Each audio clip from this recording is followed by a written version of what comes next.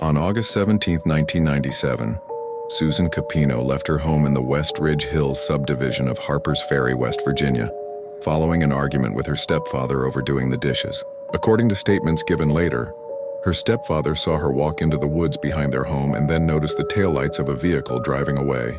She had epilepsy and had recently undergone brain surgery to help manage her seizures. She left without her medication or any belongings, wearing only a swimsuit top, denim shorts, and slip-on shoes. Despite her medical condition and the circumstances of her disappearance, she was initially classified as a runaway.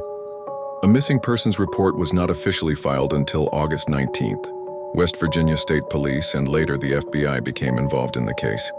Investigators searched the family's property, impounded vehicles, and used cadaver dogs, but no evidence was found.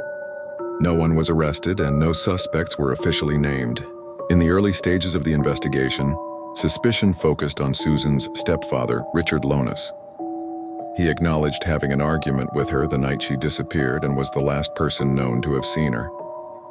He took a polygraph test which came back inconclusive and declined to take a second one, later stating that the process had upset the family. The investigation then shifted to Susan's older brother, Stephen, who had cerebral palsy. Police questioned him for an extended period, based on an unverified claim that he had behaved inappropriately toward Susan, something the family strongly denied. This time the shift was prompted by two neighborhood girls who told police that Susan had been struck with a bat, allegedly a detail passed on by one of her younger siblings. Police confiscated a broken bat from the yard, but no physical evidence was ever tied to the claim. The investigation stalled, and the family remained under a cloud of suspicion that was never formally resolved. Nearly 4 years later, on June 8, 2001, a police cadet team searching for evidence in an unrelated homicide discovered skeletal remains in a wooded ravine near Keys Gap, Virginia, just over a mile from where Susan had last been seen. The remains were identified as Susan Capino through dental records. The cause of death was determined to be blunt force trauma to the head. Her body was found on the same property where Patrick Hornbaker, a 32-year-old man, had been shot and killed only weeks earlier.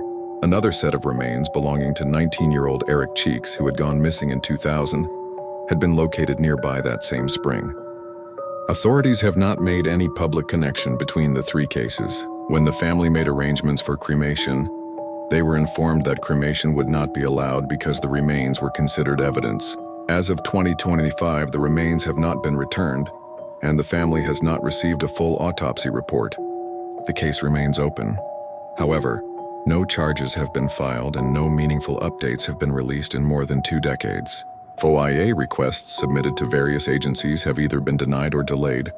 The FBI has acknowledged possession of over 500 pages related to the case, but these documents are not expected to be released until at least 2028.